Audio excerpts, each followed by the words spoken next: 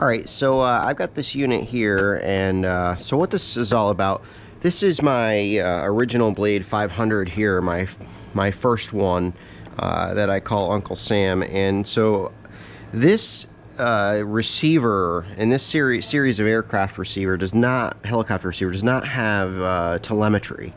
So they made this TM1100 as a telemetry unit that you can install, and it's got two wires, one that runs forward and taps into the main battery leads on the helicopter. You can see here these wires, how they come up and under and then run down. And so what I did with these was I just nicked this wire down to through the shielding, and I wrapped it around. I stripped the wire bare for about 1 inch and I wrapped it around, and then I just put a touch of solder on there and I taped it off. So like, not exactly the real proper way to do it, but that's how I tapped that in back here, and then that plugs in here, and then there's a wire that just runs back to the receiver so that that unit can get powered. And that allows this to give me telemetry information all I want. Now, it's been doing it a little more than I would prefer. I'm ready to go in and trim it down. In fact, what I'll probably do is I'll have it set so that it just tells me when I hit 21.2 volts. When I hit that storage capacity, it'll notify me. And what's nice is, so like, I had an incident with this helicopter last week, and I forgot to charge one of the batteries. And I got out there 1 minute and 40 seconds into the flight. Luckily, I was only about 15 feet off the ground, and I was blades level, and it just chopped the power. I mean, this thing just fell out of the sky. And luckily, I was over grass, and I was upright, and I got it landed, and everything was fine. But if I had had this telemetry unit in it, it would have told me that that battery was low before I ever got to that point. So that is definitely a nice thing to have. If you're going to be flying the Blade 500, I would highly recommend adding this right here, which is their TM1100, is their telemetry module for those receivers that don't have telemetry. If I recall correctly, there is another wire that we're going to need for this that doesn't come with it. Well, let's just take a look here. Oh no, looks like they're here. Looks like the unit comes with everything you need. Now this one I'm going to do properly, because this helicopter I purchased used. This end was replaced, and I don't like the way this is soldered right here. It's like hanging by a thread. So this has actually been bothering me through the 8 flights that basic little flights I've been doing. It's one of the reasons I've been going so easy on this helicopter. I can't wait to get that off of there and get a real proper solder job done. Now, I find with these EC connectors that you don't even really need shrink tube, just because the metal inserts insert down in, and the shielding on the cable is already below the connector. So, I mean, you can see shrink tube was put on here, but I don't even use it for an EC5. But nevertheless, the point is that I will be able to solder these right into the battery connector the proper way, versus the kind of, I don't know, kind of Cavone way that I did it with the other helicopter. But it did work, and there's no reason. It is a low power voltage monitor, so I was comfortable doing it that way. But this one I'll do the right way. So this is the wire that I'm going to need to get that power signal, and then it looks like they give you a couple different ways to... I'm just going to set the helicopter down. We'll take a look at these wires. I think this is actually 2 wires. Yeah. Hold on. Let's see here. What is this? Try to make sense of this. This is a whole lot of wire. Yes, good. It is 2 wires. Alright, so this wire will plug into the unit and run up to the battery. And then this wire... let me see here. I don't know. I'll figure it out. But anyways, this is the TM1100. It's a pretty simple unit. One wire is going to go to the battery and the other wire is going to go to the receiver, and now your old school receiver will have telemetry information, which is good. It prevents you from, you know, having a battery issue. Now, cells can collapse, people can forget to charge batteries. I certainly did it recently. And this thing prevents that from happening. I really like it. I enjoy it. I like that feedback.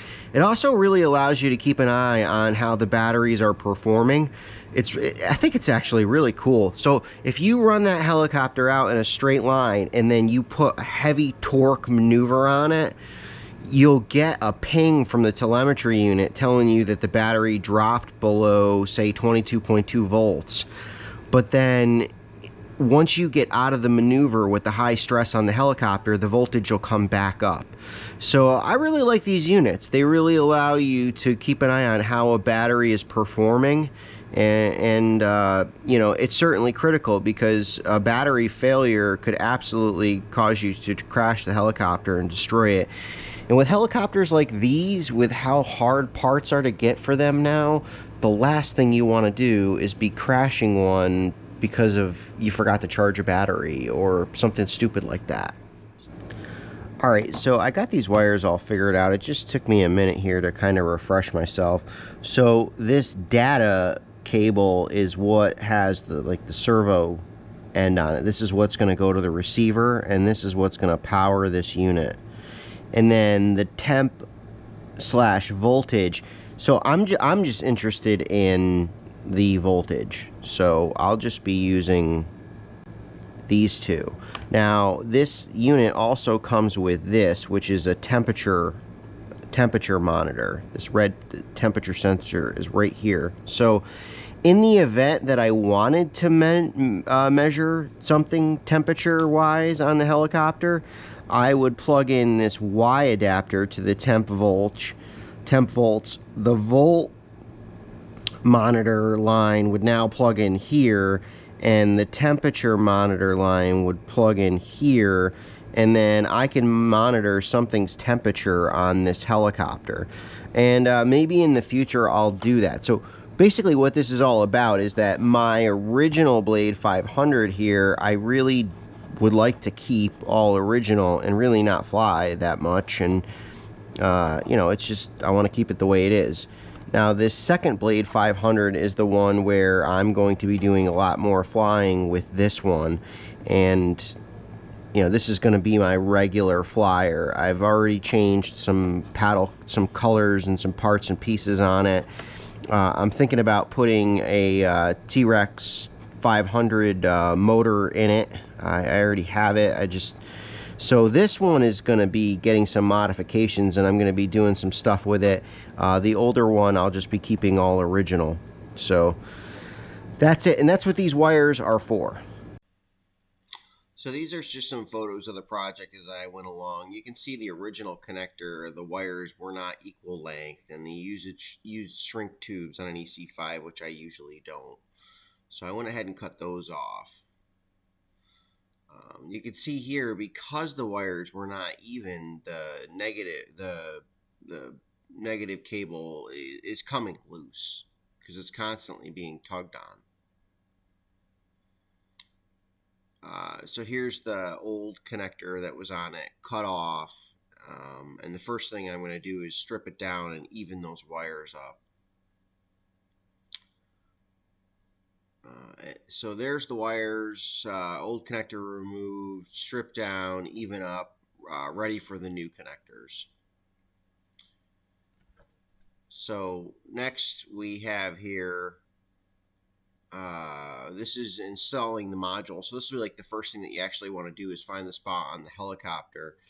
And I'm going to have a camera mount at some point on there, so I didn't want it on the bottom like it was. So you can see I put double-sided tape on it and mounted it up behind the receiver. So there's that, and then I ran the wires over and connected it to the receiver, and then ran the wire up to the front of the helicopter. So there's the TM1100 it looks like it's on the bottom, but it's actually on the shelf behind the receiver in the helicopter.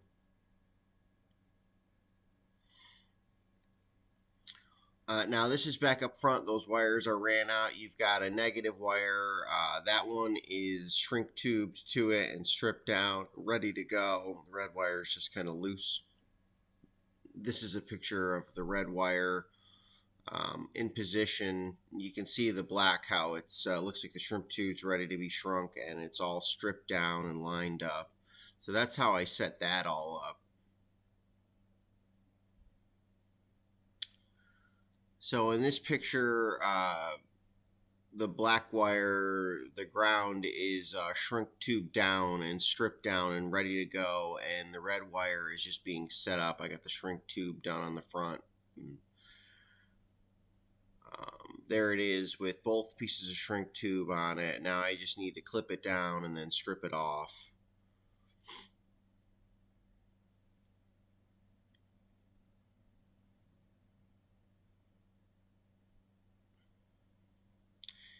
And there it is, clipped down to even size with the main battery positive wire.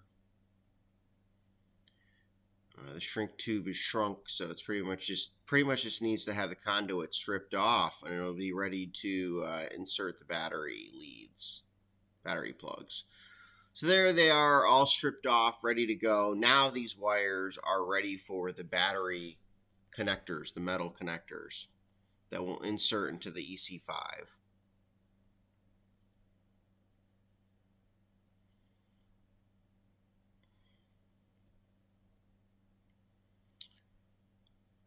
Yep, and there's another shot of it all ready to go. You can see the main battery cables and the telemetry cables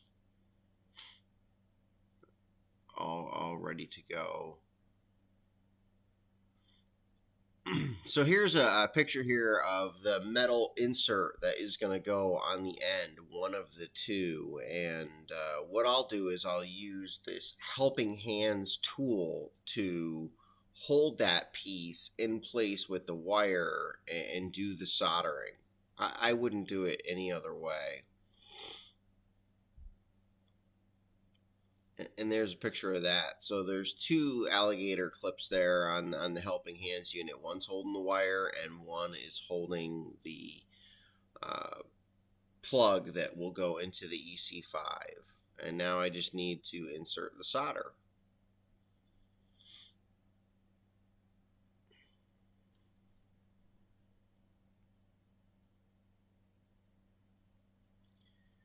Here's a picture of the positive lead all soldered up. Not the best job that I've ever done.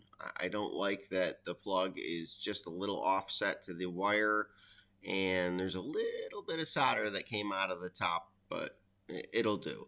The negative cable is a little closer to being straight, and the solder is within the attachment, so it's a little better. And there's putting the two plugs into the housing of the EC5, and now what I'm doing here is just supporting that. That's actually an old socket. Supporting that unit, and I'll take a flathead screwdriver and snap them down into it. And then there's the finished product right there, all ready to go. Now I think the gentleman had cut those wires down a little bit, which I wish he hadn't, but so it's a little shorter than normal, but there it is, all installed and ready to go. All right, so we've got the telemetry unit installed. Now on this helicopter, I'm planning on mounting a camera to the bottom at some point. So I didn't want the telemetry unit down in the bottom, so I mounted it kind of up here. One wire runs back to the receiver and plugs into it, and then one runs up front down the split and under the wires into this connector here. Okay, so what we need to do to bind in our TM1100 is we need to hit the bind reset while we plug it in and we have our remote on. So I'm gonna have my wife help me out here, and I'm gonna hit this bind reset right here. Okay, and while I have that, plug that in if you would.